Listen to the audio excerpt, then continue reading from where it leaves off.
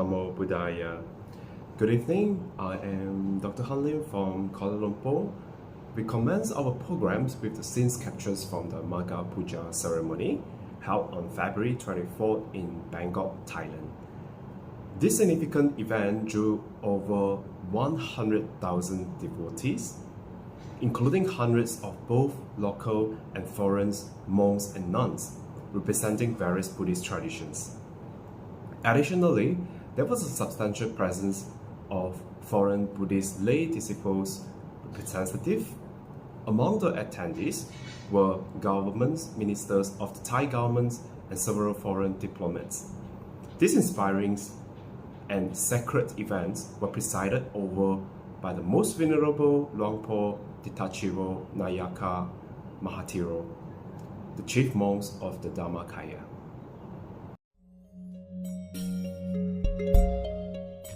Maka Busha Day. Maka Busha Day is an important day for inner peace and true happiness for humankind. Meritorious activities are organized annually at Wat Prat Dhammakaya from dawn to dusk as a way to reflect on the Buddha's precious teachings on abstaining from misdeeds, performing only wholesome deeds, and purifying the mind. Maka Busha Day starts with an early morning ceremony to offer alms at the Grand Meditation Square of the Great Dhammakaya Sitiya, and is followed by the morning meditation session and the offering of Sanghadana to the monastic community. The afternoon session includes the presentation of the Royal Trophy and Awards to the winners of the Path of Progress Ethics Quiz Contest, one of UNESCO's cultural programs for peace established since 2002.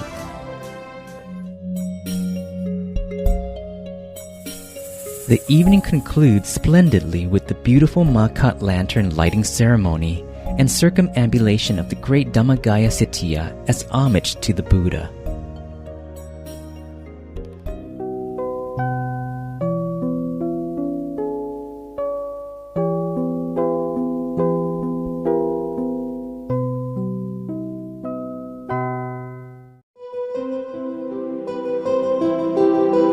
The importance of Maka Busha Day. On the full moon day of the third lunar month known as Maka, a great assembly of Buddhist monks took place at Weruwana Temple. This day was also marked by four great events. 1. It was a Buddhist holy day known as Uposota Day, on the auspicious month of Maka when the moon was at its fullest. 2. 1,250 Buddhist monks assembled spontaneously with no prior verbal arrangement. This meant that the Buddha never had anyone request their presence, but they arrived at the great assembly from different locations on their own accord as a result of their all-encompassing knowledge. 3. All the Buddhist monks had attained arahatship that liberated them from all defilements. They possessed higher knowledge that gave them supernormal power, celestial eye and ears, ability to recall their past lifetimes, and the ability to see into other people's thoughts. 4. All the Buddhist monks were known as Ehi Bhikkhu, meaning that their ordination was conferred and performed by the Buddha himself. During the Great Assembly, the Buddha delivered the principal teaching called Ovada Patimokkha, the ideal, principle, and method in propagating his teachings. Achieving the ideal was the highest goal of Buddhists and people of the world, and it is composed of three things. First, success comes to those who exercise patience and perseverance, for humans have to confront and endure suffering and misery starting from birth. Overcoming life's suffering requires patience, a great tool to eliminate defilements. Second, every Buddha prior taught the same thing. Nirvana is the greatest happiness. Practice patience and perseverance so that one can attain nirvana. Third, An ascetic who kills or harms others cannot be considered a true ascetic. While we have not attained nirvana, one must be completely virtuous and vigilant by not performing additional unwholesome deeds, because we are all still under the law of karma.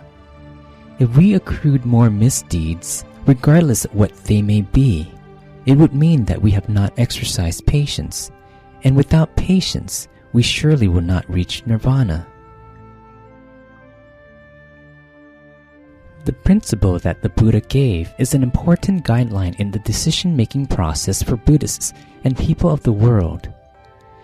If an action went against the principle, then we would avoid that action.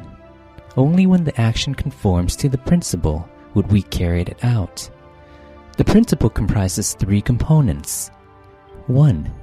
Do not perform any misdeeds regardless of its degree, because we are all still under the law of karma. Therefore, before carrying out any actions, we must ask ourselves whether the action is unwholesome. If it is, we will not do it. 2. Continue to perform wholesome deeds. Any good deeds that exist in the world, we have to perform those deeds to the fullest when we have the opportunity, because there will be certain wholesome deeds that we won't have the chance to do. 3. Purify our mind at all times. Persevere in meditation practice without missing a single day. Once our minds become increasingly purified, we will be able to attain nirvana. The method is the way to conduct oneself in a manner consistent with the good qualities of Buddhists and people of the world. It is composed of the following 6 factors. 1. All arahats and teaching monks who intend to propagate the teachings of the Buddha will perform his duties without resorting to slandering, attacking, or gossiping, and will avoid all false and harmful speech. 2. They will not harm, injure, or cause anyone distress. They will avoid all misdeeds committed physically. 3. They will firmly adhere to the 227 precepts of their monastic code of discipline and maintain proper decorum. 4. They must practice moderation by knowing the appropriate amount of alms to accept or consume to sustain their livelihood. 5. They must reside in peaceful and suitable places that are appropriate for endeavoring in their meditation practice. 6. All arahats and teaching monks must maintain purity of mind at all times by keeping their mind centered in every activity they carry out, whether it be standing, walking, sitting, or resting.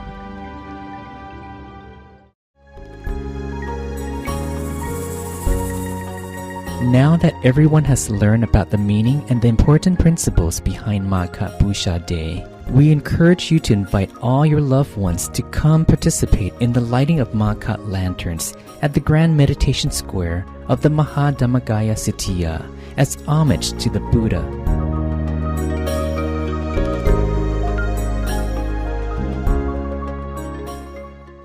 2558 ต้องมีหนึ่งเราในภาพประวัติศาสตร์ในการบูชาในภาพในความเป็นบูชาในการค่ะโดยสวดมนต์บูชาพระรัตนตรัยโดยพร้อมเพรียงนะจ๊ะ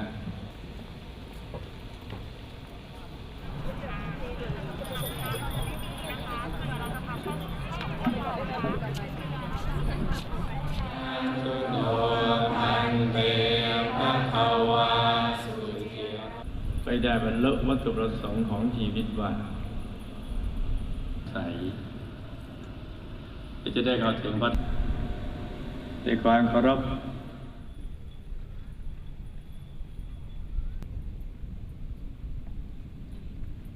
ทุกขตะปันนาการะภูเตทุกขตะปันนาการะภูเต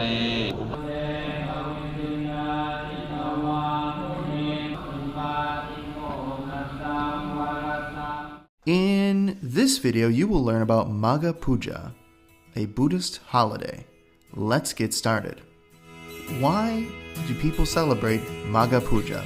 Well, Magha Puja or Maka Puja is a holiday to clean the mind, to do good, a day to try not to commit any sins. Be good people. How is it celebrated? Well, during the holiday, bazaars, shops, and food stalls show up in the towns and villages for the holiday. People go to temple to hear scripture. They go to meditate for days in the temple. Many people wear white during Magha Puja. There is a little history behind Magha Puja. 4 important things happened at the same time. 1,200 disciples, or people who followed Buddha, visited Buddha at the same time without being called for. All of them were enlightened ones. All of them became ordained by Buddha himself. And finally, it was a full moon. And that brings us to when it is celebrated. It is celebrated on a full moon day of the 11th lunar month. Or it's celebrated in February or March. And you just learned about Magha Puja.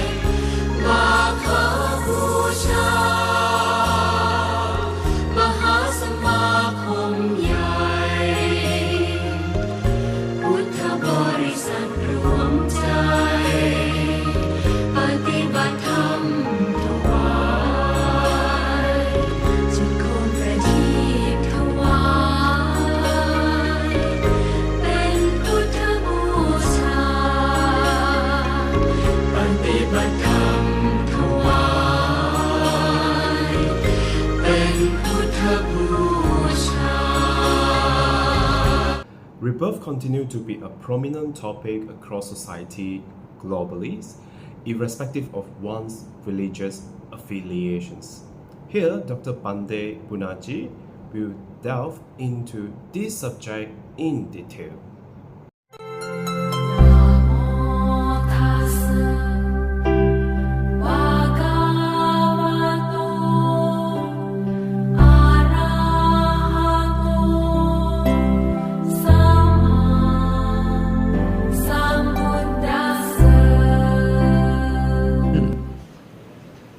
I'll speak a few words about the topic that we are going to discuss.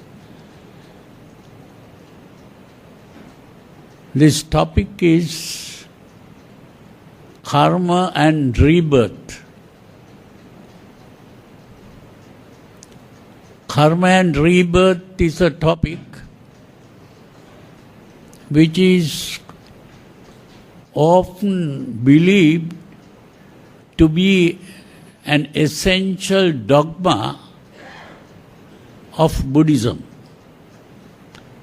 There are some who think that if you don't believe in karma and rebirth, you are not a Buddhist. So to become a Buddhist, we must believe in karma and rebirth. Most people think like that. And today, we are going to find out whether that is really a truth.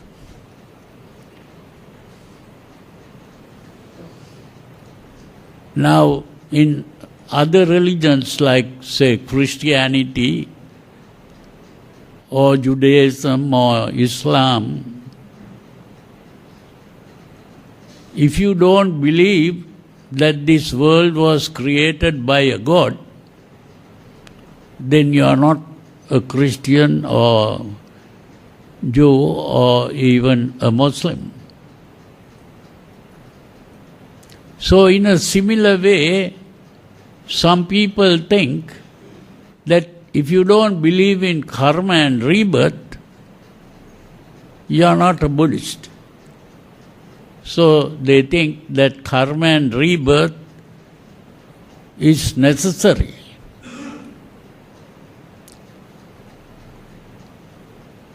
Now, in a short while, you will see that our friend is coming now. We'll be okay. It's okay.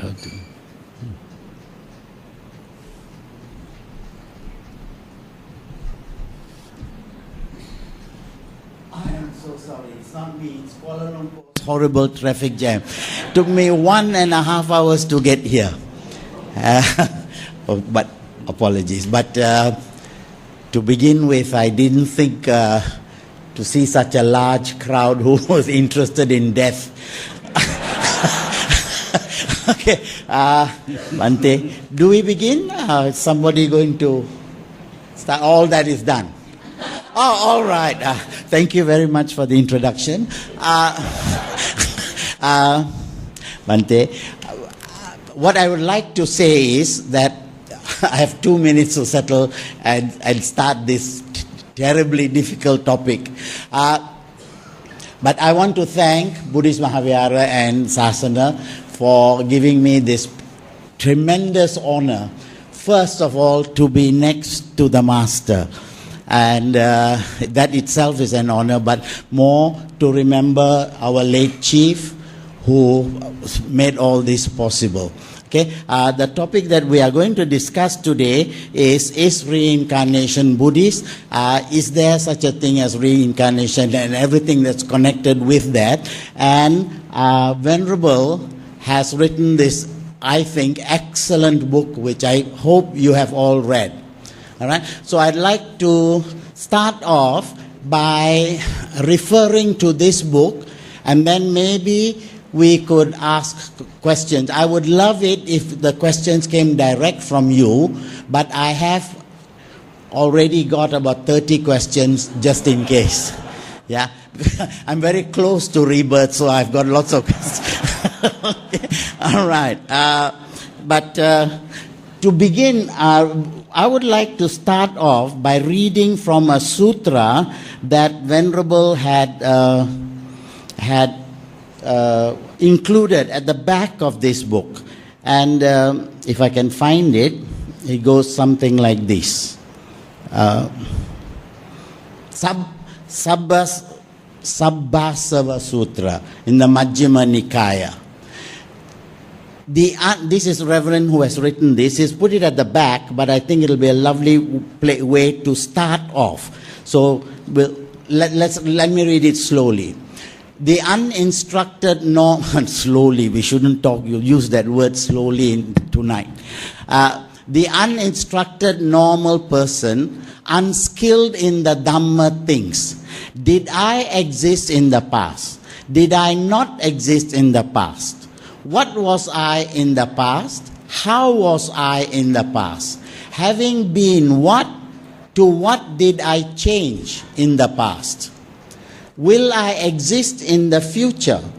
Will I not exist in the future? What will I be in the future? How will I be in the future? Having been what? To what will I change in the future? He is also doubtful about the present and thinks, I am existing now. Am I not existing now? What am I? How am I? From where has this existence come? Where will this existence go? To one who thinks in these ways, one of 6 views arise. I have a self. I have no self. By self, I am aware of self. By self, I am aware of not self. By not self, I am aware of self. It is this self that speaks, that feels. It is this self that speaks, that feels and knows, that experiences now here, now there, the fruition of deeds that are good or that are bad. It is this self that is permanent, stable, eternal, not subject to change, that will stand firm unto the eternal. Now, if that's not enough to frighten you, I don't know what will. But having said that, because I think even though it's not put so clearly in your own minds, this is the concerns that we are all faced with. Do we have a self? Do we not have a self? Do we have a past, a present, and a future? So with that, maybe, Bhante, we could start off by asking you the first question. Pre-existence and re-existence. You speak about pre-existence and re-existence. Could you explain that to us first? And in the meantime, maybe address this problem of what goes from pre-existence to re-existence. Bhante, please. Yes. When we talk about existence, I have a term for this. I call it existential thinking. Existential thinking because there is a philosophy in the West which is called existentialism. And according to this philosophy, out of all the animals in the world, the human being is also a kind of animal. Human being is the only animal who is aware of his own existence. And the human being is also aware that he or she is going to die. And that is the basic problem that human beings are faced with, because everyone likes to celebrate birthdays and they are happy about being born. But when they think about death, they begin to cry and lament. And that is the suffering that the Buddha also saw when he was Prince Siddhartha, when he saw an old person, a sick person, and a dead person. He saw this reality of life, that life is simply to be born, and every person who is born is going to die. And no one wants to die. They like to be born, but they don't want to die. They don't want to grow old, they don't want to fall sick. So this is the idea of existence, that we all think we are existing. And that is what here the Buddha is trying to point out in what is called the Sabbasava Sutra. There the Buddha speaks about this. And but these existential philosophers, the important thing is that they found that this was a problem. This is the problem of existence. But they couldn't find a solution to this. There have been many existential philosophers, but they couldn't find a solution. That the person, Jean-Paul Sartre, he was an existential philosopher. He claimed to be an existential philosopher also. And ultimately he died as a Marxist. That was the only kind of solution he saw, I suppose. But the important thing about Buddhism is that the Buddha solved this problem. How did the Buddha solve the problem? Not by seeking eternal life in a heaven. Nirvana is not another kind of heaven that you go to. Nirvana is to realize that it is a mistake to think that we exist. This is the main thing to understand, that existence itself is a delusion. That existence is what is called bhava. The word bhava means existence or being. B-E-I-N-G, being. And of course, the early translators of the Pali to English, that word bhava was translated as becoming. But that word becoming is the wrong translation, because Rice Davids was the person who translated like that, because he thought, because the Buddha is talking about impermanence, so he can't be talking about the static concept of existence or being. So it should be becoming, and that's why he called it becoming. Because according to Western philosophers, becoming meant that it is changing. And being is the static concept, there is no change. So, but here the word bhava was used to mean being and not becoming. And that bhava is the problem that the Buddha saw, that we believe that we are existing. And it is only by awakening from this dream of existence that the problem is solved. So when we speak of the Buddha, Buddha is the awakened one who has awakened from this dream of existence. And that is why the Buddha said, Bhava Nirodho Nibbanam. Nibbana is to be free from that concept of bhava or existence. That is how I see it. In that case, Bhante, you talk about bhava as being.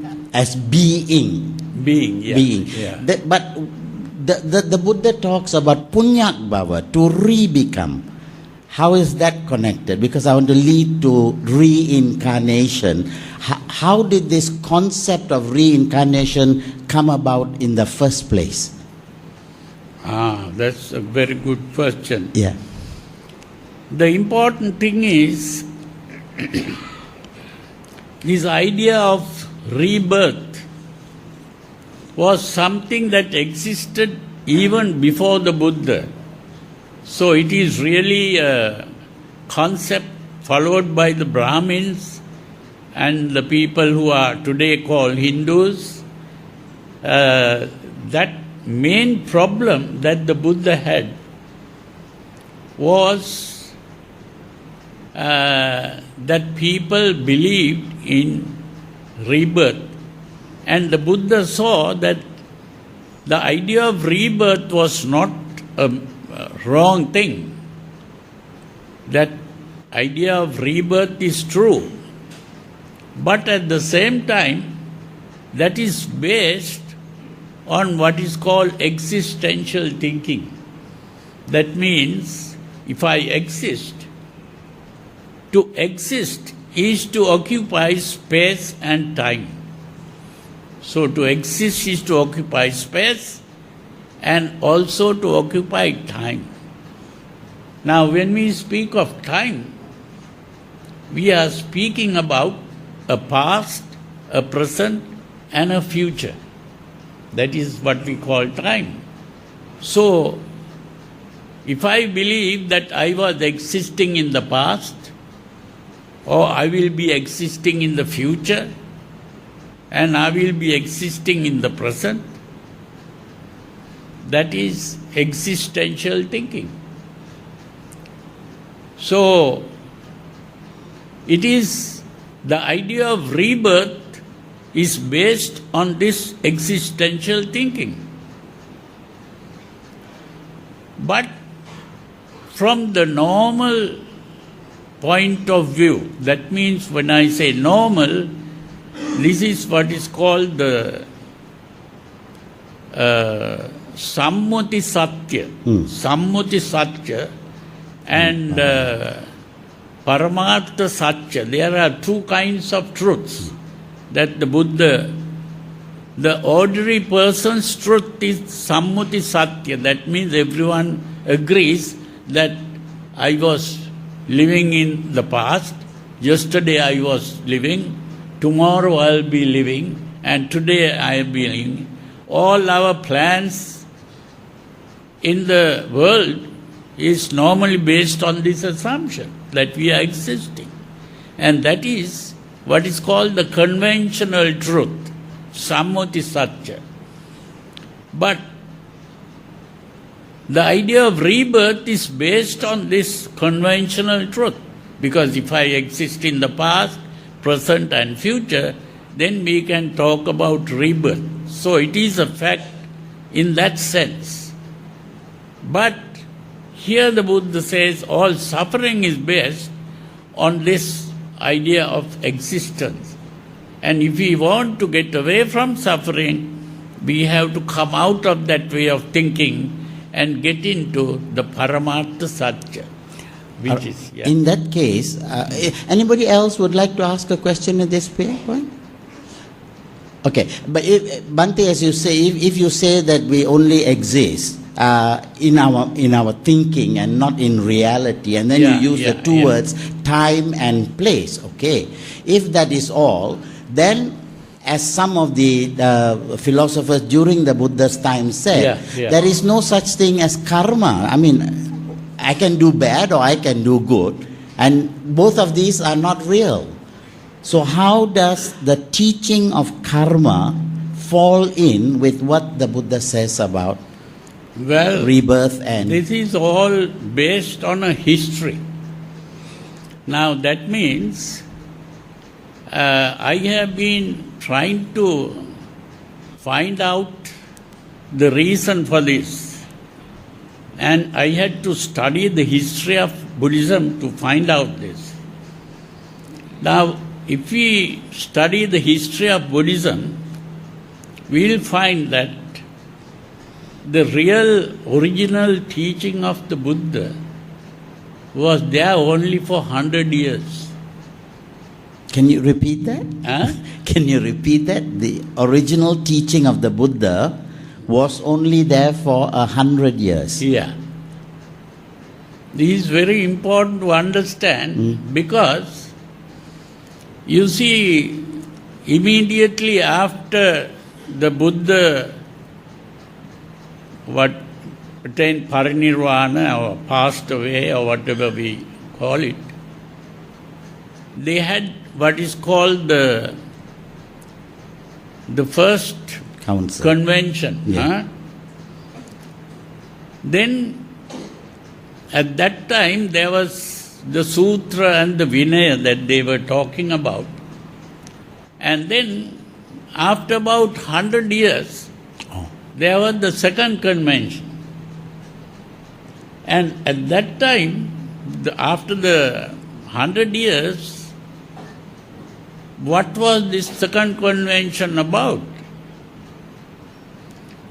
There were a lot of monks at that time who became monks as Buddhist monks simply because they were getting a lot of benefits, because the teachings of the Buddha became popular and people used to give gifts to the Mahasangha. So they became monks not because they wanted to practice the Dhamma, but because they want to get food and all the requisites without any problems. So the people, most of the monks who were newcomers to the Sangha like that, they wanted to break some of the rules and they wanted to make the rules easy. And they said they want to break the rules, which is to modify the rules. And the senior monks, who were really, some of them were disciples of Venerable Ananda, who was with the Buddha, who was an Arahant at that time. But some of these were even Arahants, but some were very serious people who practiced the Dhamma. They said, no, we can't break the rules. We can't modify the rules. We must maintain the rules. Then these monks said, okay, in that case, we'll have a vote. We must vote. And then they said, okay, then we'll vote. And ultimately they voted. Who won the vote? Majority. The people who wanted to break the rules won the vote because they were majority. So the Theras who didn't want to break the rules said, okay, then you continue that. We are going to separate. So the Theras became the Theravadins and the others became the Mahasangika. So the Mahasangikas began to break the rules, but there was a problem. Even if they broke the rules, the laymen are the people who are giving all the gifts. So when the laymen start giving the gifts, they will think, oh, these are the people who wanted to break the rules. Why should we give gifts to these people? So there was a wise monk among these people who were intelligent enough to find a good answer. So they said, we'll talk to the layman. And this, his name was Mahanama. So he said, okay, we'll explain why we want to break the rules. Why do these senior monks want to break the rules? Sorry. Why do these, they want to preserve the rules? Because they want to become arahants. So to become arahants, who are arahants? Arahants are the perfected disciples who have attained nirvana. Then he said, we don't want to become arahants. Our purpose is not to become arahants. These are the senior monks. The majority said we don't want to become. The majority said we don't want arahant. The majority said we don't want to become arahants. We want to become Buddhas. So when they said we want to become Buddhas, those people thought, becoming a Buddha is greater than becoming an arahant. So why don't we support them then? And they didn't understand what is becoming a Buddha. They only thought of becoming a Buddha.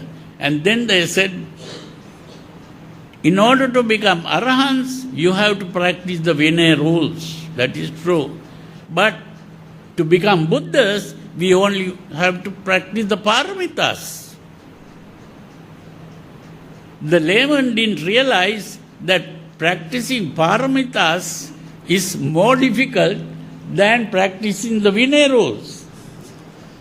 And if these people can't practice Vinaya rules, how can they practice the paramitas, which is sacrificing their lives and giving gifts of lives? They didn't understand that, but they began to support, and that is how what is called Mahayana started. So when the Mahayana started, those people who were now not very familiar with the teachings of the Buddha, they started talking about karma and rebirth. That was an idea that was already there. That is how the idea of karma and rebirth got into this whole thing. So are you saying that this karma and rebirth is alien to Buddhist teaching? No, I am not saying that it is alien, because even during the time of the Buddha, there are even sutras where some people who believed in rebirth came to the Buddha and asked, tell us how to live a good life in the future, and how to be happy in the future, and how to be happy in the present. So the Buddha explained, if you do good deeds in the present, you will be born in a good situation in the future. So in other words, he based his whole teaching in that way, but for those who are not progressing to a higher level, they are only the layman. Normally for the layman, the idea of karma and rebirth can be used. And so they lead a good life and they will be reborn in a good situation. But if a person wants to attain nirvana, he has to give up the idea of karma and rebirth. And he has to give up thinking in terms of past, present and future. This is the point there. So all of this is conventional teaching. Yeah, conventional. So you have to go beyond that. And there is this very interesting verse that very often the monks, when they preach, they mention. That is that when the Buddha became a Buddha, awakened one, he is supposed to have said in 2 verses, Aneka jati sansarang saddha vissang anibbisang gahakarakang gave santo dukkha jati punappunam. That is the first verse. What does it mean? Yeah. Now what that means is, I have been traveling in this samsara an infinite number of lives. I have been traveling, but I have been searching for the creator of the world.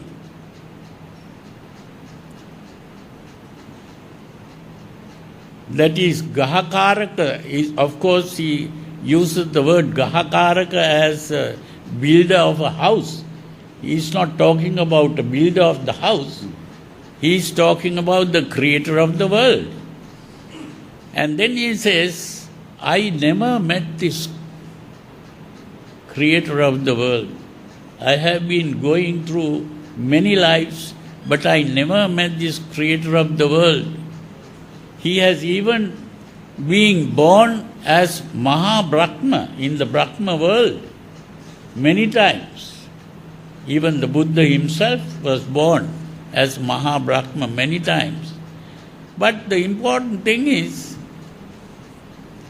he knows, even the Maha-Brahma, although the Hindus believed in the Maha-Brahma, he says that is true. There is a person called Maha-Brahma in the Brahma world. And even the Buddha has been Maha-Brahma many times. And but he never saw the creator of the world. He is not the creator of the world. And then, in the second verse, he says, Gahakaraka dittosi. I have seen you, Creator. In the second verse, he says, Puna gehang nakahasi. You will not create anymore. Sabbete pasuka bagga gahakutang visankitang. I have destroyed all your supports, and I have broken down that whole structure.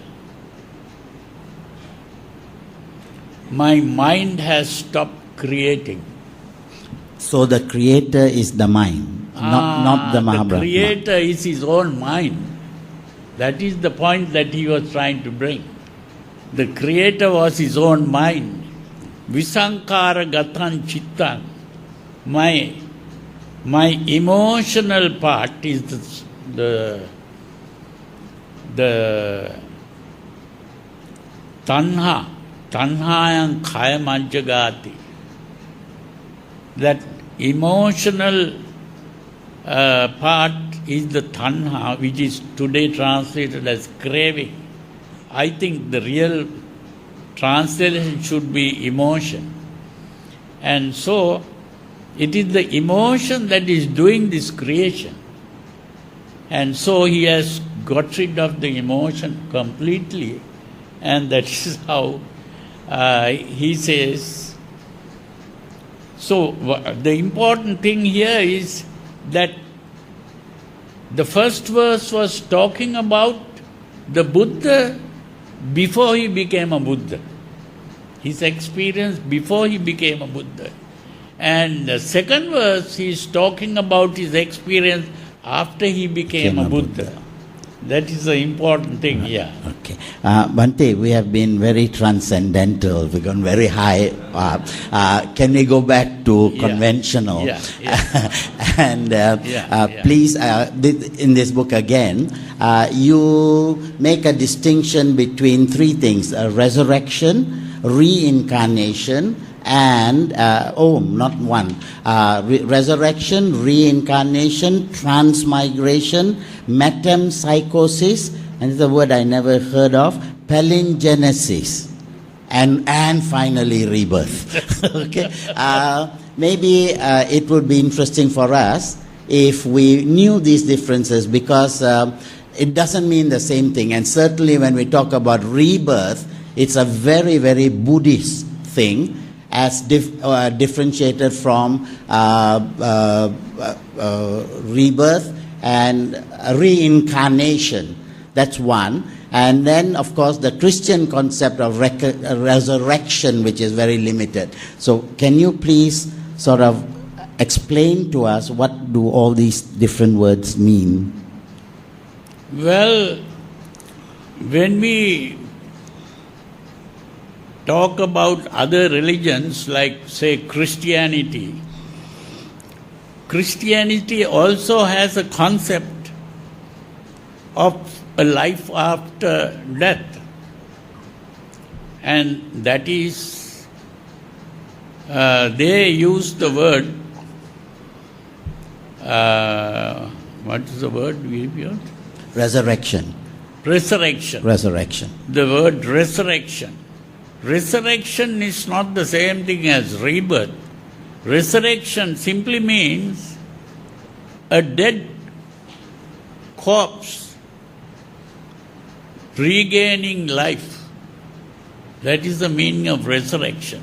Now, Jesus, they think, is a person who died, but after crucifixion he died, and then he came back to life again.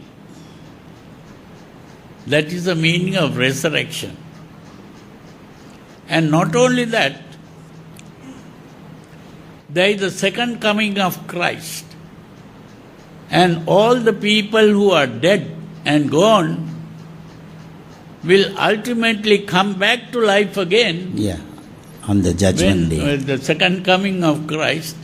And then they'll be either bad people will be thrown into hell and the others will be taken to heaven. These are all resurrection. That means people who die, they come back to life. That is resurrection. So what is reincarnation? Reincarnation. Yeah. What's that? Yeah. Reincarnation really means, incarnation means that a soul enters a body. That is called incarnation. And then when a person dies, that soul separates from the body. That is called discarnation. Discarnation. And so, when Buddhists talk about rebirth, they think, it must be that discarnate soul will come back to another body. So they call it reincarnation. So that word reincarnation means a soul getting into another body again. That is why they use the word reincarnation, which is not the same thing as and rebirth. That's the Hindu concept. The Hindu concept is another one. These are the Christians who think like that. But the Hindus, they talk about what is called transmigration.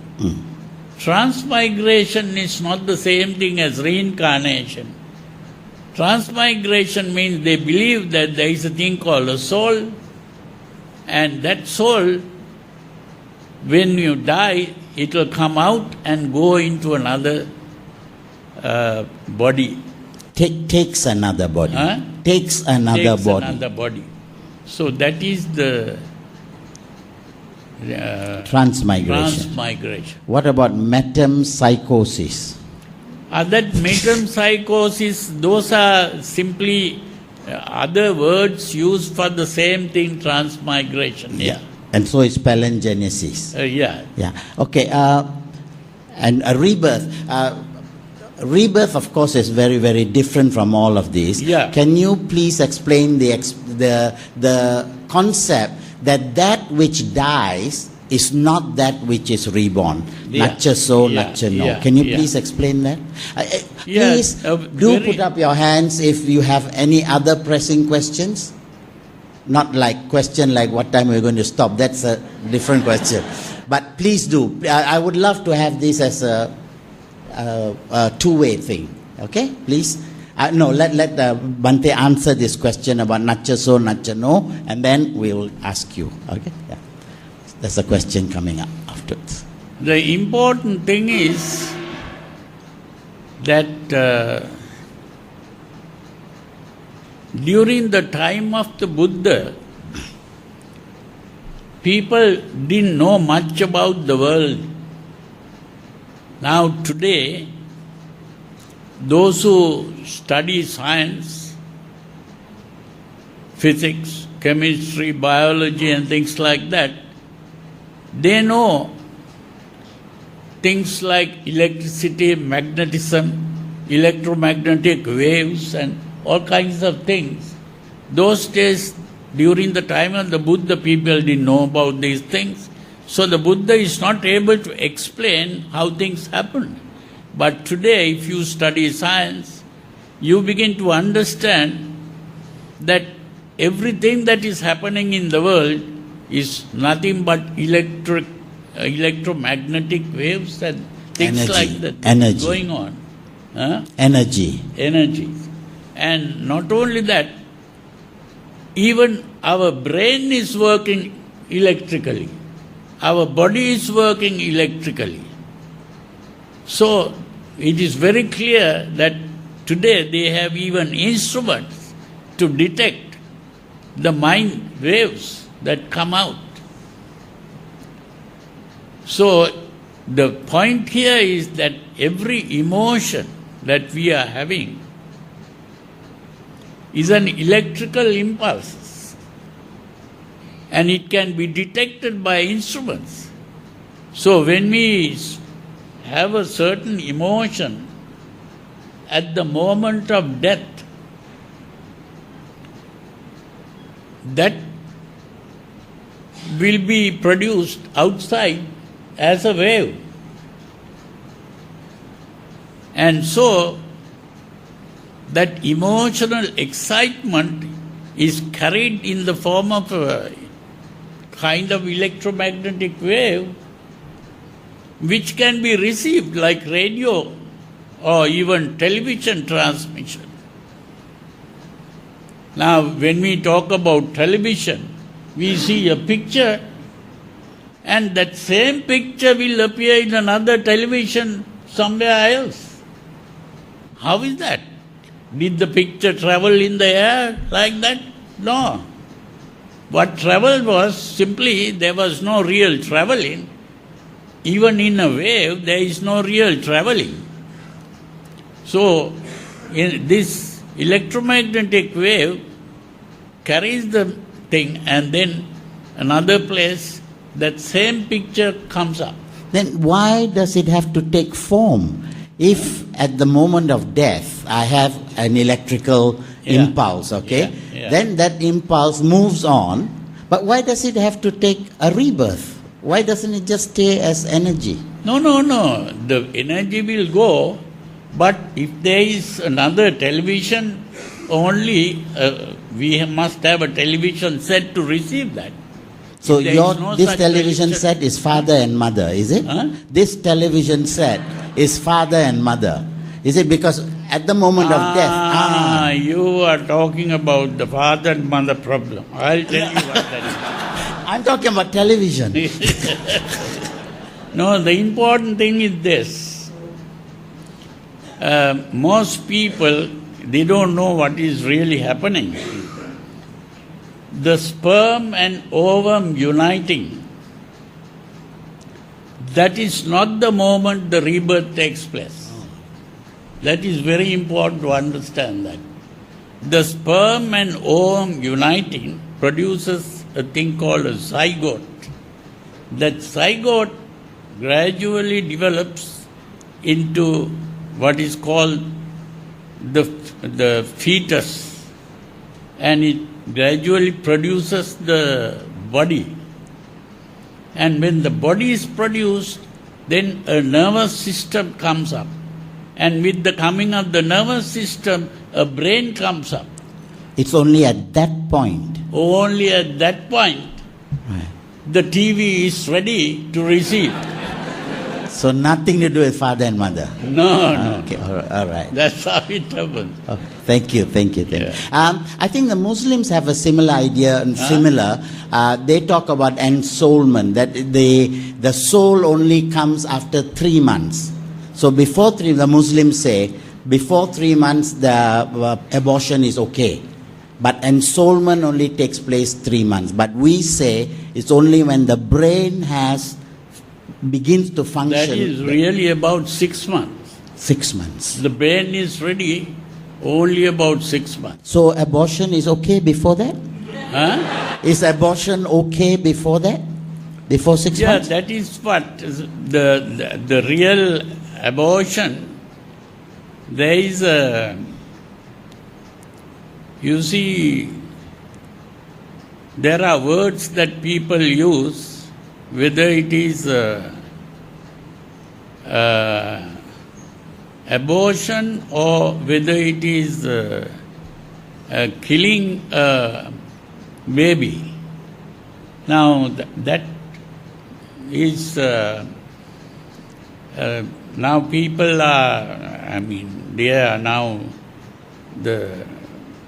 doing research on this, and they find that the real baby is after about 6 months. 6 months, that's very yeah. late, right? I thought that's not much earlier. Yeah. Okay, thank you. Sister, would you like to use the mic? I think everybody would like to hear the question. Yes, that mic.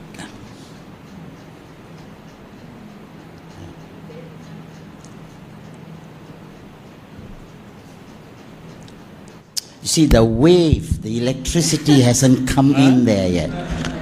Yeah, all right. Bante, uncle, I didn't quite get just now when Bante tried to explain the concept of reincarnation and the Hindu concept. Transmigration. Thank you.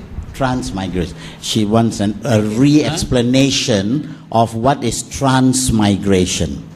I see. Transmigration is simply the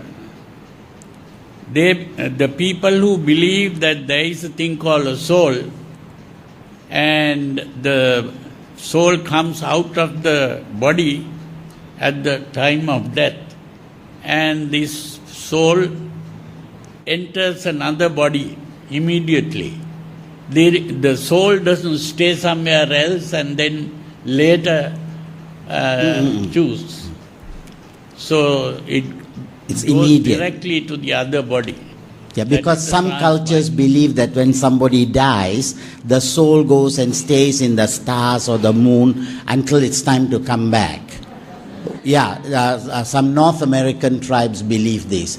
But here transmigration is from death to the next life. Yeah. No waiting period. Yeah. Transmigration.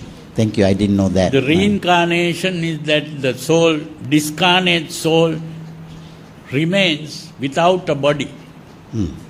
Here it's not like that. Yes. Just now we were talking about emotions, right? Created electromagnetic wave or something. So based on Western scientific research, is that about when they're researching about paranormal activities, right? They always use about electromagnetic field. And one of them, I read a book also, they said that why are there hauntings in certain places, especially in places where gruesome death happens.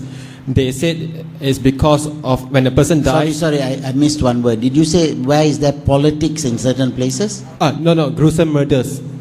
No, gruesome, before that you said hauntings. So I thought you said politics about the same thing.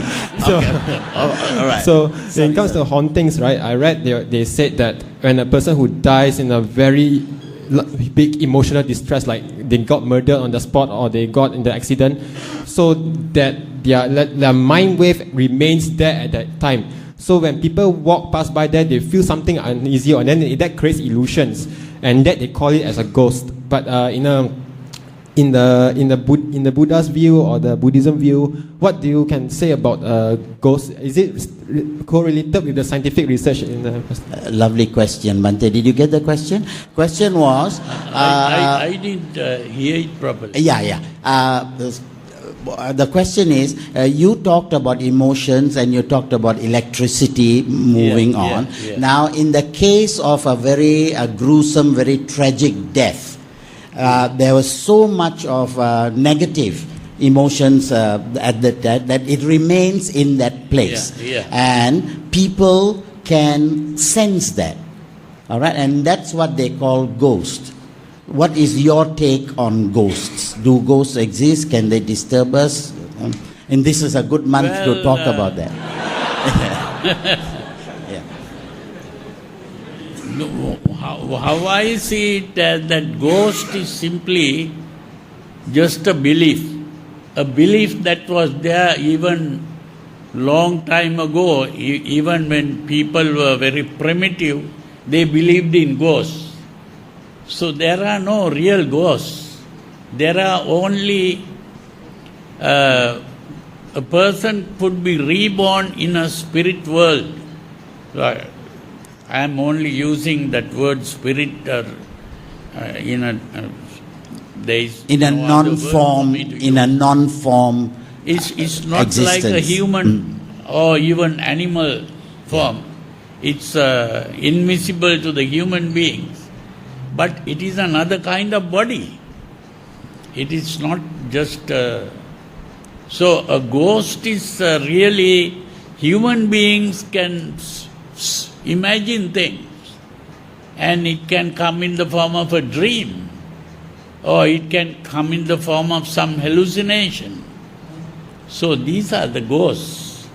But these beings that are born in that state, can't we call them ghosts? Who? The beings that you said that we can either take human form or animal form or non-visible form. If they don't have a word, they can use the word ghost, but people can have different meanings. Kita pakai hantu cukup lah. Yeah. Thank you. There you are. Yes, sir. Bante, I would like to ask about beings that are reborn in higher realms.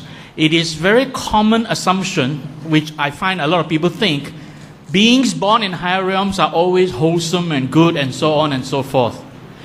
But is that so? I mean, are there beings in higher realms that might not be good or maybe causing trouble to other beings? And the second question is, can they actually disturb the human beings? Well, what I think is that these other beings in the other worlds, they are just in the other world. They can't enter this world. The only thing that people can do is that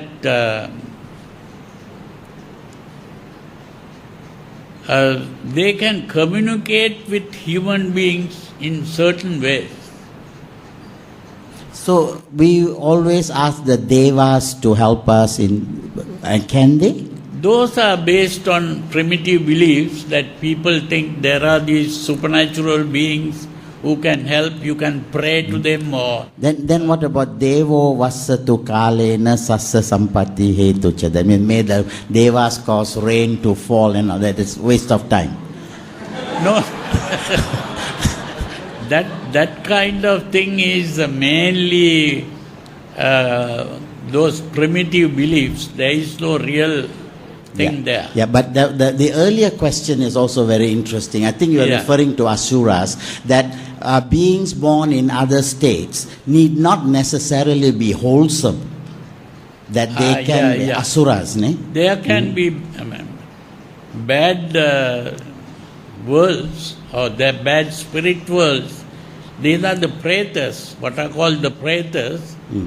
You can be reborn in the preta worlds, and the pretas, even in the sutras we get, the Arahant Moggallana, he says, oh, I saw a preta traveling in and the Buddha said, I also saw it, but I didn't talk about it.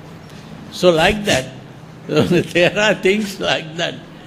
But the normal human beings can't see these things.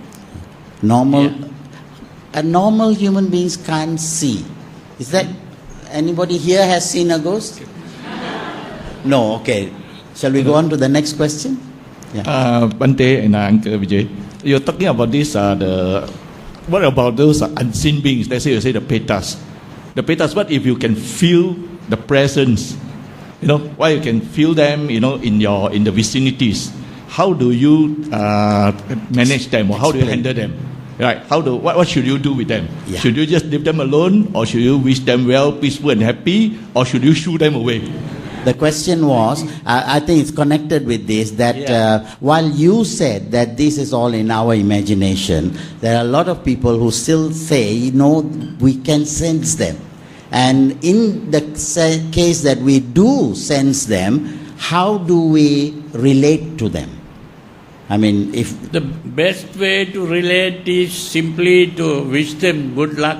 That is all that we can do. Because...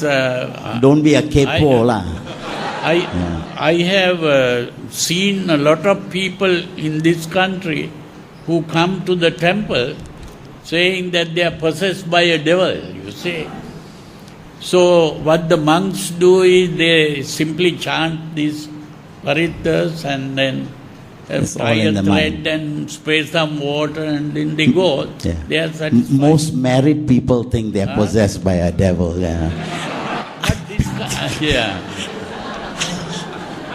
Hi, sorry. I'm just a beginner.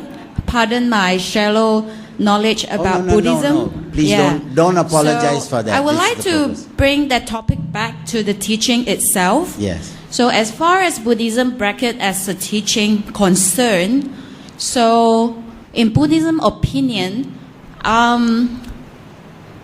is there anything govern this so-called system? I mean, all these transmigration, rebirth, or whatever terms you call it, I mean, is there anything governing this system? I mean, who decide this?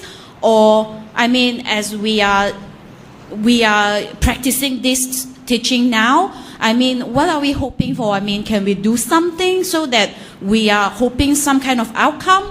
Or, I mean, who decide that? Or, I mean, like you say, we want to do good things because we are hoping. It's a very basic logic, right? I mean, we want to do something good so that we are hoping for some good outcome. So, is there anything governing this system? That's your question. Yeah. What controls all of this? Or is it just by random? Or Is there an intelligent design to this universe? I mean, who is we governing use that this? term, intelligent divine. That means, is there a creator God who controls all of this, or is it just random and accidental? So may I just continue? So not too long. No, because I'm questioning this because as a teaching, so I want to know because let's say if someone is governing this system, so we have to please this system, so we are doing things that it will come to a desired outcome, right? If it is just by random, like we don't have to do anything, right? I mean, so you know what I mean? So that's my question. Thank you. Well, what I think is from ancient times, from primitive times, people have been trying to understand the world that they are living in. And they have began to, imagine all kinds of things, and people begin to talk about gods who are controlling the world, to whom you can pray and get help. Or there are bad beings also, who are also having supernatural powers like the ghosts and people like that. and they will be doing bad things. These are only beliefs. But the important thing is, as a human being, there are two problems. Every human being born in this world has two problems. One problem is what is called the insecurity of life. The insecurity is simply that every person who is born has to die. And that death is not only for old people, even young children can die. Yes. And we cannot predict the time of death, so we can die at any moment. So that is the basic fear that people have. And it is this insecurity of life that started this thing called religion. That religion means the people in every culture or community, they have found a method of thinking of an invisible being who is having all powers. No one has seen this God or the devil or anyone. They only have images. They have statues or pictures or things like that. Sometimes they even started believing in trees and worshipping trees and mountains and things like that. So this is simply the insecurity of life that wants some kind of supernatural being to help. That is one problem. The other problem is that all human beings are carried away by emotions. We have desires, we have angers, we have fears, we have worries. These are the emotions. And not only just having the emotions, we are carried away by the emotions.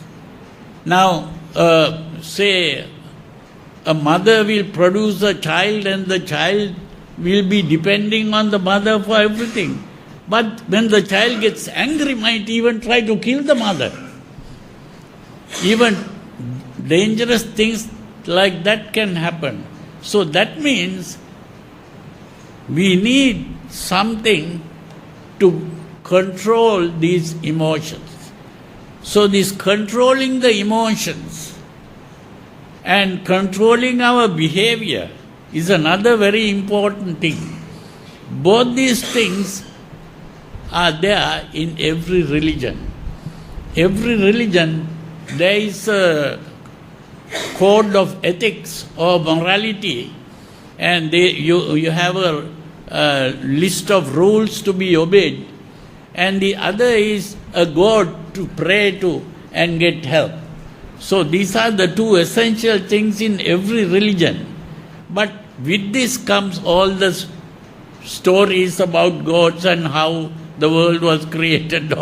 These are different things. But ultimately, they don't exist. Yeah, so when you become an arahant, these automatically fall apart. Yeah. Did you get the answer to that question, lady? The Bhante answered that with two. He said, one is we need a security blanket. We are so insecure, not only about death, but about uncertainty of life. So we need something outside to provide us with that. So we created it. In itself, it doesn't exist.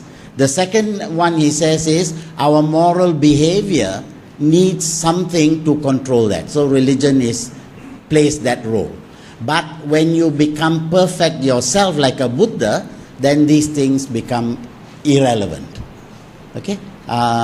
So many questions. If I understand it correctly, having the thought that we exist, existential thinking is not the right view. Do we need existential thinking to actually learn or eventually understand that we do not exist? That's my first question. Second question is, you mentioned earlier that Theravadian and Mahayana, they believe in slightly different things. And if we were to bring Nibbana and karma and rebirth together, there is, as I understand, a conflict. We can't actually put them together because one is, I guess, properties of one teaching and the other is another one. So when I read Buddha teaching, I go online, I read books. Often karma, rebirth, and nibbana, they are in the same paragraph. But what I understood from the what Bhante has mentioned, that it may not be true. Please correct me if I'm wrong. So these two questions. Yeah. Thank you. Let's take the second question first. He says that whenever we read about Buddhism, karma, rebirth, and the third one? Nibbana. These three are sort of always in the same paragraph. That means they're all always central to Buddhist teaching. But you seem to imply that this is not so. Is that correct? Yeah. That means these things are not necessary for us to be Buddhists. No, the important thing is that karma and rebirth can be helpful for some people, but there are these two things that I just mentioned. One is the need to gain control over our emotions. That is one need. And the other is to get rid of this feeling of insecurity. Those are the two things. That feeling of insecurity is got rid of by going after nirvana. And the need to control your behavior and your emotions, karma and rebirth, is helpful. But what the Buddha points out is, even karma and rebirth we can get rid of, even thinking in terms of karma and rebirth, because our need to control our behavior can be understood in terms of what is called metta. That means the 5 precepts. We don't have to practice the 5 precepts because we are frightened of going to hell or because we want to go to heaven.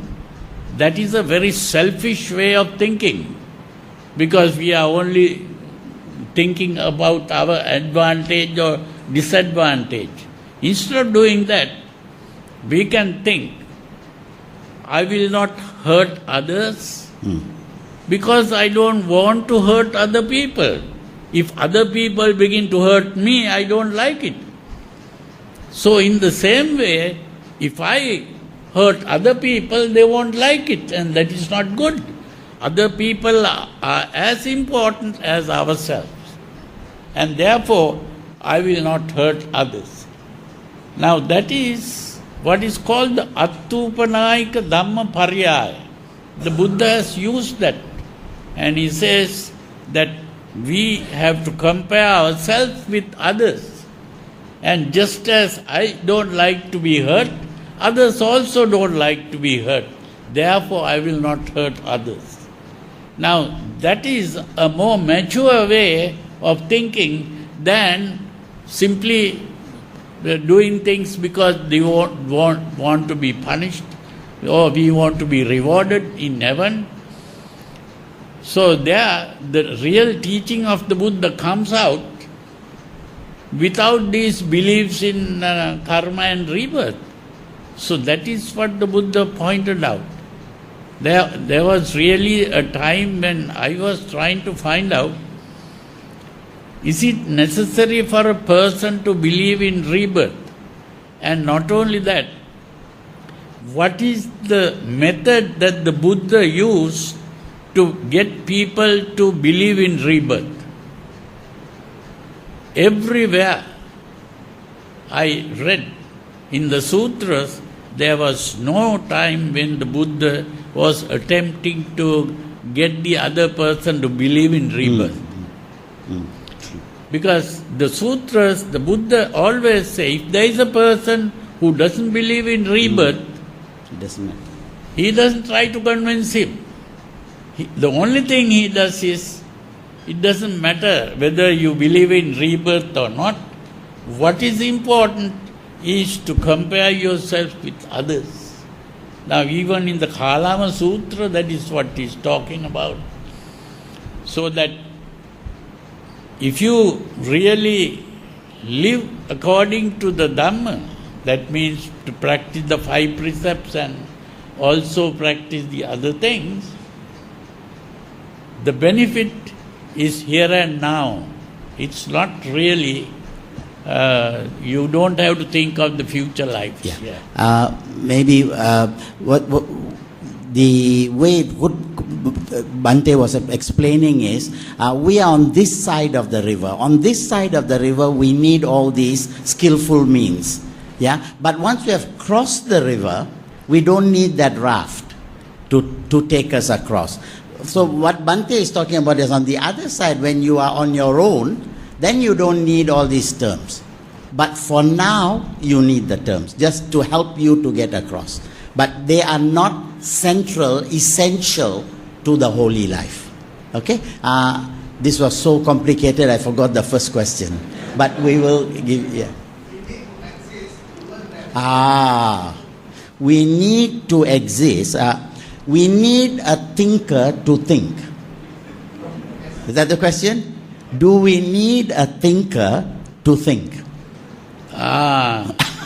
Existentialism. No, this is another kind of question where we have to get into a different way of thinking. The important thing is, we have to understand that we have no thing called a mind. We only have a thing called a body.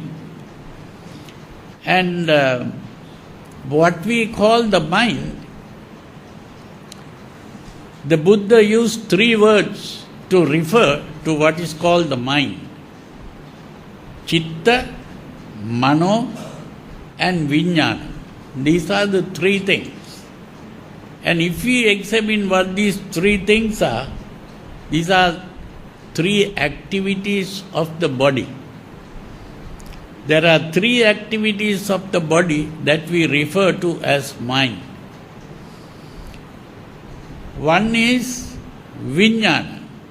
Vijnana simply means that we have in this body 5 senses: the eyes, the ears, the nose, the tongue, and the body itself. These senses, when stimulated by the environment, the senses react to that stimulus. That reaction is what is called Vijnana. Chakku Vijnana, the eye reacting. Sota Vijnana, the ear reacting. Gana Vijnana, nose reacting. Jivha Vijnana, tongue reacting. And Kaya Vijnana, the body reacting.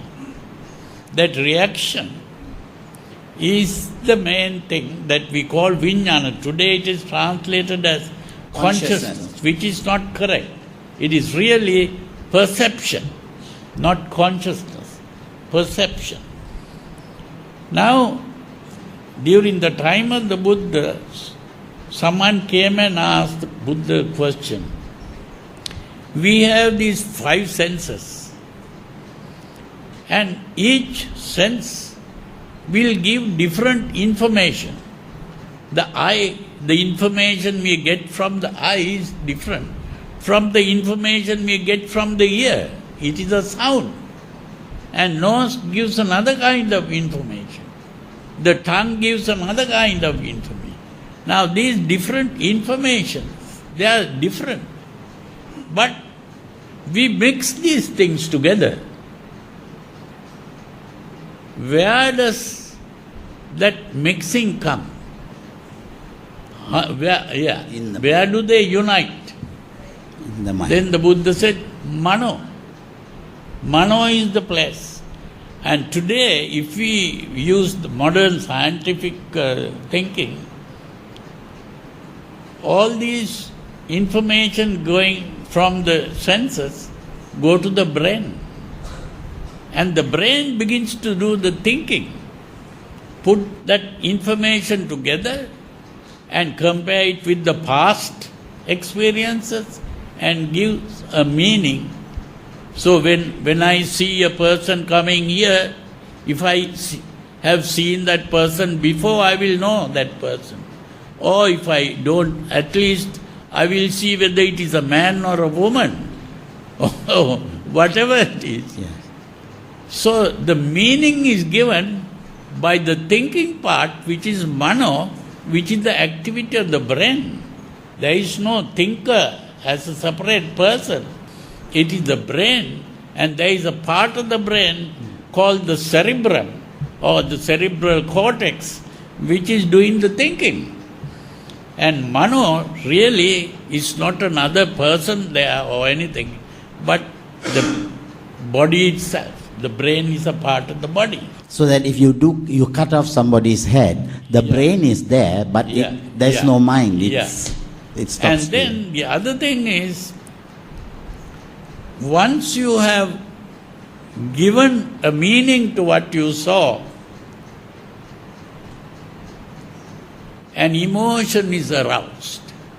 That means you like that thing that you saw, or you hate that, or you are frightened of that, or you are worried about that. These are the emotions. And that emotional part is what the Buddha called chitta. So chitta is the emotional part, and according to the emotion that is aroused, an action takes place in the form of speech or behavior. And that is what is called karma. Karma is the action that goes. And the action can also have results, which may be, if you become angry and you begin to fight with people, other people might fight with you also. Or you might be taken to prison.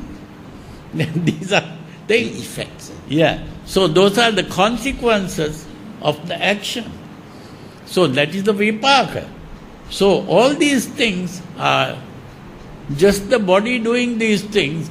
There is no person or any mind as a separate thing that is doing anything. So there's no thinker to do the thinking, so don't think. I think the time, my eye senses tell me that we have come to 9:35, and my recognition tells me that it's time to stop. And I think it's a good time to say thank you. One more question, boss says. One more question. One. Which one? My goodness. Yeah. Lot of Which questions. one? Okay. He's already come to the. All right. We as a Buddhists, right now in front, we are actually reciting, chanting Buddha right in front of the statue, this kind of thing, right? To other religion, we are actually looking at a devil worship. What is the significance of a Buddha statue when you chant and do prayer and that kind of thing? That's my question. Very basic question. You should come for a talk on Buddhist rituals. But Bhante, the question was, what is the significance of images and chanting and rituals generally? Is that the question? What's the point of it all? No, that is a very important part of the practice of Buddhism, because that is what is called the devotional part. Now, devotion really means the human mind. Now they have modern writers on the minds. They are talking about what is called cybernetics. There is a word now here also, this cybernetics is being used. Yes. And that is comparing the mind to the computer. The computer is a goal-seeking machine. The human mind is also supposed to be goal-seeking. And every time we want to say, you want to get up from this seat, you are having a goal. The goal is to get up. And maybe you have the goal to go home. So always we are seeking a goal. Yeah. So the most important thing is to choose the right kind of goal instead of choosing the wrong kind of goal. If we begin to choose the wrong kind of goal, we get into trouble. If we try to reach the right kind of goal, that is going to be good for us. So this is why the most important thing in the practice of the teachings of the Buddha is to reach the proper goal. And that goal in life is represented by the statue of the Buddha. Buddha means it's not just the statue, whether it is clay or iron or gold or even diamond, that is not the important thing there. Yeah. It is the mind of the Buddha. So we are worshipping the mind of the Buddha. Worshipping means to recognize the worth, appreciate what the Buddha achieved. That means the more we worship the Buddha, we are appreciating the goal reached by the Buddha, and therefore we also begin to reach that goal. That is the important meaning. He who sees the Dhamma sees me. So you are not looking at a statue. You are looking at the entire Dhamma, the Sila, the Samadhi and the Panya. Yeah? We are not idol worshippers, we are ideal worshippers. We are ideal worshippers. We are worshipping an ideal. Yeah. Yeah. All right then. Thank you. Yeah. I'll leave it to Bante. Are you prepared to take? Are you prepared to take another question? We're supposed to stop at 9:30. Well, if a short question will... We'll give a long answer if we get a short question. Okay. Thank you. Short question. Karma is one of the four achintyas and not to be pondered upon. However, in the Pali canons, there are two areas that are prominently highlighting rebirth. One, the recalling of Buddha's previous past life as recorded in the Jatakas. And the other being the Buddha's ability to recall his past lives and other people's past lives. So the question here is, we are exposed to a lot of concepts, rebirth, reincarnation, and so forth, transmigration. In a lot of the canons or in... just get the question. In the Abhidhamma, there's something on this line as well, which is actually the Bhavangas. How does that differ from rebirth and all the other reincarnations and transmigrations? Could you give us a little bit of update on that? Thank you. I didn't understand the question. The concept of Bhavanga. Can you explain the concept of Bhavangas? Bhavanga. How does the mind operate on Bhavanga? And in what way would that be related to karma and so on? How does Bhavanga... These are some things that people have been writing about. You don't have to worry about that. Short answer. Okay, I think thank you very much. We really do have to stop now. Thank you very much. I'm really amazed at the number of people that have turned up, and we're very happy. I think we're very happy with our publicity, and maybe we can pick this up again. It shows that interest that people have in the higher concerns of Buddhism. So we with can that, have a similar discussion later again. Exactly. So that we'll be able to answer some of those so we could have a second session on this later, and you're more than welcome for that. I was just going to say inshallah, but I'm not supposed to say that. Okay, right. But we will. Okay, right. So thank you very much. Shall I hand it back to the MC. We have already provided a brief introduction to Jataka stories. They are the recollection stories of a very few previous existences of the Buddha, who was then known as Bodhisattva. Bodhisattvas means one who is striving hard to serve all beings selflessly. These stories are excellent sources of motivations that lead us to be on the right path towards success. Please encourage your children and adults as well to read these stories and watch these programs that will surely guide them the right directions of the success. Now, here is the Champeya Jataka story.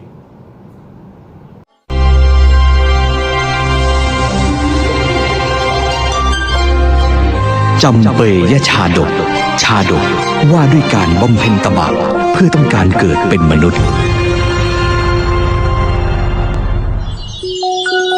ในสมัยพุทธกาลเมื่อครั้งที่พระบรมศาสดาสัมมาสัมพุทธเจ้าประทับอยู่ณพระเชตวันมหาวิหารทรงปรารภอุโบสถกรรมแล้วจึงทรงตรัสพระธรรมเทศนานี้ดูก่อนอุบาสกอุบาสิกาทั้งหลายการที่ท่านทั้งหลายอยู่รักษาอุโบสถกรรมเป็นความดีบัณฑิตทั้งหลายแต่ก่อนละนาคสมบัติแล้วอยู่รักษาอุโบสถกรรมเหมือนกันพระศาสดาตรัสดังนี้แล้วอุบาสกอุบาสิกาทั้งหลายก็ทูลอาราธนาพระองค์จึงทรงนำอดีตนิทานมาสาธกดังนี้ในอดีตการแคว้นอังคะและแคว้นมคธะพระราชาผู้ครองแคว้นทั้งสองนั้นเป็นศัตรูสู้รบกันผลัดกันแพ้ผลัดกันชนะมาช้านานแล้วระหว่างสองแคว้นนี้มีแม่น้ำสายใหญ่ชื่อจำปานนทีขั้นอยู่ระหว่างแคว้นณแม่น้ำแห่งนี้มีพญานาคราชครองราชสมบัติในนาคพิภพครั้งหนึ่งพระเจ้ามคธราชได้ทำศึกกับพระเจ้าอังคราชและทรงปราชัยในสงครามทรงเสด็จขึ้นม้าหลบหนีมาถึงฝั่งจำปานทีพวกทหารฝ่ายศัตรูไล่ตามมาติดๆนั่นไงพระเจ้ามคธราชอยู่นั่นพวกเราช่วยกันจับไว้อย่าให้หนีไปได้พระเจ้ามคธราชทรงชายชาตินักรบทรงดำริว่าจะโดดน้ำตายเสียดีกว่าต้องตายด้วยเงื้อมือของศัตรูเมื่อคิดได้ดังนั้นก็โจรลงสู่แม่น้ำพร้อมทั้งม้าพระที่นั่งหากต้องตายในวันนี้เรายอมโดดน้ำตายเสียดีกว่าต้องตายด้วยเงื้อมือของศัตรูพระยานาคราชซึ่งกำลังพักผ่อนอยู่เห็นพระเจ้ามคธราชจมดิ่งลงไปก็ให้การช่วยเหลือไว้นับแต่นั้นมาพระยานาคราชและพระเจ้ามคธราชก็ได้กลายมาเป็นสหายกันซึ่งในเวลาต่อมาพระยานาคราชก็ได้ช่วยให้พระเจ้ามคธราชได้ครองแคว้นอังคะเราขอบใจท่านมากนับแต่นี้เราคือมิตรที่ดีต่อกันพระเจ้ามคธราชแสดงไมตรีจิตโดยให้สร้างรัตนมณฑปขึ้นที่ฝั่งจำปานทีแล้วเสด็จออกกระทำพรีกรรมแก่พระยานาคราชด้วยมหาบริจาคทุกๆปีฝ่ายพระยานาคราชนั้นก็ออกจากนาคพิภพมารับพรีกรรมพร้อมด้วยบริวารชาวเมืองทั้งหลายต่างพากันมาเฝ้าดูสมบัติของพระยานาคราชกาลครั้งนั้นพระบรมโพธิสัตว์เกิดในตระกูลคนยากไร้ได้เห็นสมบัติของพระยานาคราชก็เกิดความโลภปรารถนาจะได้สมบัตินั้นจึงเพียรพยายามทำบุญให้ทานรักษาศีลเพื่อหวังจะได้ครอบครองสมบัติเช่นนั้นบ้างครั้นในเวลาต่อมาเมื่อพระยานาคราชสิ้นอายุไขได้7 วันพระโพธิสัตว์ก็สิ้นใจตามด้วยผลบุญที่สั่งสมไว้นั้นจึงไปเกิดในนาคพิภพและได้เป็นพญานาคราชนามว่าจำเปยะครอบครองทรัพย์สมบัติมากมายมหาศาลแม้จะได้เกิดเป็นพญานาคราชที่มีฤทธานุภาพมากและครอบครองทรัพย์สมบัติมากมายมหาศาลแต่จำเปยะนาคราชกลับรู้สึกเสียดายที่กำเนิดเป็นสัตว์เดรัจฉานไม่สามารถเข้าถึงนิพพานได้สมบัติพวกนี้จะมีประโยชน์อะไรกันในเมื่อเราเกิดเป็นนาคแบบนี้แล้วจะเข้าถึงธรรมที่ช่วยให้พ้นจากความทุกข์ได้ยังไงเมื่อคิดได้ดังนี้แล้วจำเปยนาคราชจึงตั้งใจบำเพ็ญบารมีด้วยการรักษาอุโบสถเพื่อให้พ้นจากความเป็นนาคและได้เกิดเป็นมนุษย์ดังนั้นทุกวันอุโบสถ จำเปยยนาคราชจะถือศีลรักษาอุโบสถอยู่ในปราสาทของตนแม้จำเปยยนาคราชจะตั้งใจบำเพ็ญบารมีด้วยการรักษาอุโบสถแต่บรรดานางนาคทั้งหลายกลับไม่ยินดีเช่นนั้นพวกนางพากันแต่งตัวงดงามแล้วไปยังปราสาทของพระยานาคราชอยู่เสมอเมื่อไม่อาจรักษาอุโบสถในเมืองนาคได้จำเปยยนาคราชจึงไปรักษาอุโบสถศีลยังเมืองมนุษย์จำเปยยนาคราชรักษาอุโบสถอยู่เช่นนี้เป็นประจำจนวันหนึ่งนางสุมนาอัครมเหสีเกิดความเป็นห่วงจึงทูลถามถึงนิมิตที่จะทำให้พระนางทราบหากเกิดเหตุร้ายกับพระยานาคราชโลกมนุษย์มีภัยรอบด้านหากเกิดขึ้นกับพระองค์และหม่อมฉันและเพคะจะรู้ได้อย่างไรกันเจ้าจงดูที่สระบัวนี้เถิดหากมีใครจะฆ่าเราน้ำในสระนี้จะขุ่นมัวหากเราถูกหมองูจับไปน้ำจะมีสีแดงเหมือนเลือดกาลละครั้งนั้นมีพราหมณ์ชาวเมืองพาราณสีนามว่าลุทธกะได้ศึกษามนต์จับนาคมาจากเมืองตักกศิลาจนสำเร็จ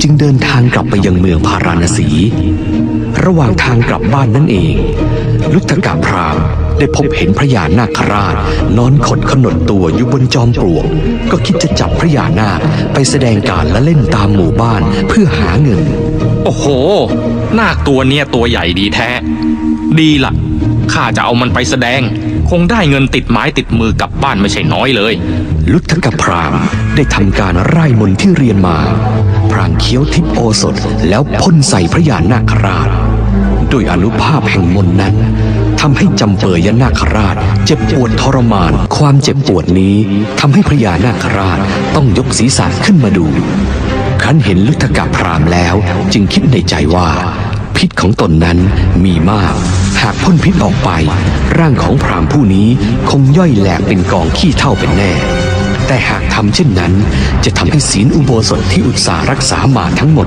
ต้องสูญเปล่าเมื่อคิดได้ดังนั้นพระยานาคราชจึงนอนหลับตาสอดศีรษะเข้าไปในขนดดังเดิมฝ่ายพราหมณ์เมื่อเห็นพระยานาคราชไม่ต่อต้านก็ยิ่งได้ใจพ่นยาลงไปที่ร่างของพระยานาคจากนั้นจึงจับใส่ตะกร้าที่สารด้วยเถาวัลย์เพื่อนำไปทำการแสดงให้ชาวบ้านดูเฮ้ยเล่นซะเหนื่อยเลยเราเอาละไปกันได้แล้วข้าจะปั้นให้เจ้าเป็นดาราดังเลยล่ะพระยานาคราชยอมทำตามคำสั่งของลุทธกพราหมณ์ทุกอย่างทั้งเปลี่ยนสีร่างกายขดตัวเป็นรูปต่างๆทำตัวเล็กตัวใหญ่แผ่ศีรษะร่ายรำชาวบ้านที่มาดูการแสดงถูกอกถูกใจก็ให้เงินแก่พราหมณ์จำนวนมากเพียงวันเดียวเท่านั้นได้ทรัพย์ถึง1,000 กหาปณะแล้วยังได้ข้าวของต่างๆอีกมากมายขนาดหมู่บ้านจนๆยังได้เงินขนาดนี้นี่ถ้าไปแสดงต่อหน้าพระราชาข้าจะได้เงินขนาดไหนกันเนี่ยเห็นที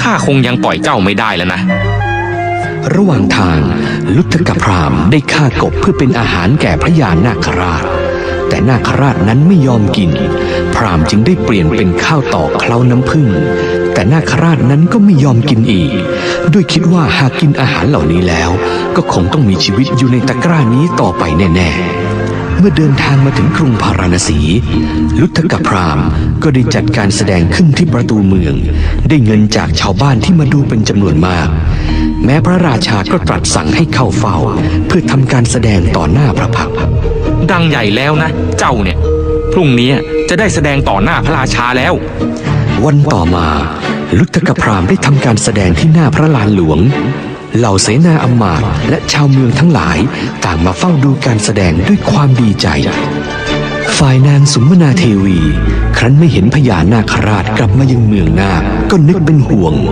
จึงไปยังสระบัวเพื่อดูน้ำในสระก็พบว่าน้ำในสระบัวนั้นมีสีแดงดั่งสีเลือดนางจึงออกติดตามไปยังเมืองมนุษย์จนรู้ว่าพญานาคราชถูกลุทธกพราหมณ์บังคับให้ทำการแสดงอยู่ที่กรุงพาราณสีครั้นเมื่อนางสุมนาเทวีติดตามมาถึงกรุงพาราณสีก็ได้พบพญานาคราชถูกพราหมณ์บังคับให้แสดงการละเล่นอยู่นางเห็นดังนั้นก็นึกเวทนาจนกลั้นน้ำตาไว้ไม่อยู่ฝ่ายพระยานาคราชเมื่อเห็นนางสุมนาเทวีก็รีบเลื้อยเข้าไปหลบในตะกร้าด้วยรู้สึกละอายใจท่านพี่ทำไมท่านถึงยอมให้มนุษย์มาย่ำยีเกียรติของท่านถึงเพียงนี้ ระเจ้าอุกเสนซึ่งทอดพระเนตรเห็นนาคราชเลื้อยหนีเข้าไปในตะกร้าในขณะที่มีหญิงงามยืนร้องไห้เสียใจอยู่เบื้องหน้าก็อดนึกสงสัยไม่ได้เจ้าเป็นใครกันเป็นนางฟ้าคนทำหรือเป็นมนุษย์กันแน่หม่อมฉันไม่ใช่นางฟ้าหรือคนทันหม่อมฉันน่ะเป็นเพียงแค่นาคเพคะ แล้วเจ้ามายืนร้องไห้เหมือนคนสติฟั่นเฟือนอยู่ตรงนี้เพราะอะไรกันลองเล่าให้ลองฟังสินางสุมนาเทวีได้เล่าเรื่องราวทั้งหมดให้พระราชาทรงทราบพระราชาได้ฟังดังนั้นก็รู้สึกสลดสังเวชพระทัยยิ่งนักพระองค์สั่งให้ลุทกพราหมณ์ปล่อยพระยานาคราชโดยแลกกับทองคำ100 แท่งและแก้วแหวนเงินทองอื่นๆอีกมากมายเจ้าจงปล่อยตัวพญานาคราชตนนั้นเสียแล้วเอาทองคำและทรัพย์สมบัตินี้ไปเมื่อจำเปยยนาคราชได้รับอิสรภาพแล้วก็แปลงกายเป็นชายหนุ่มรูปงาม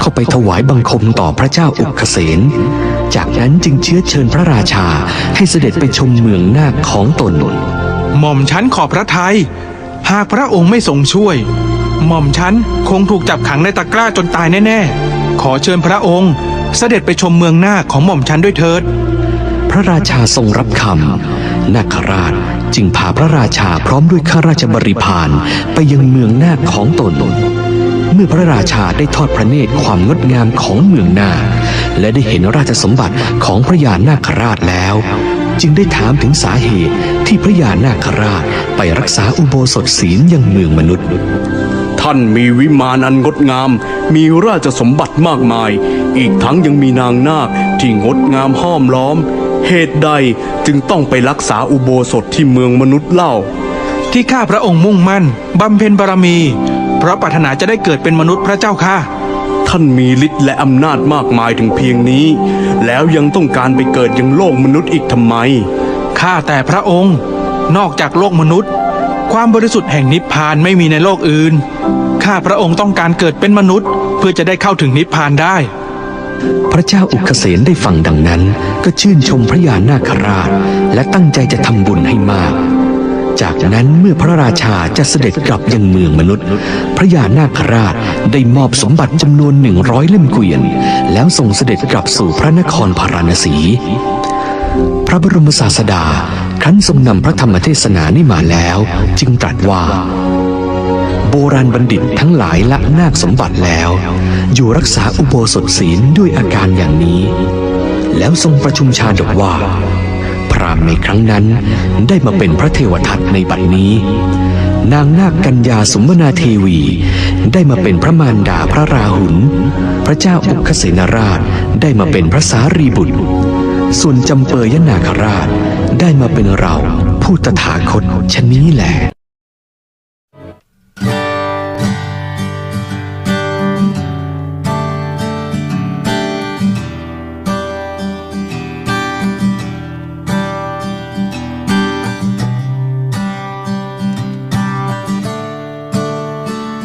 Well, that's all for tonight.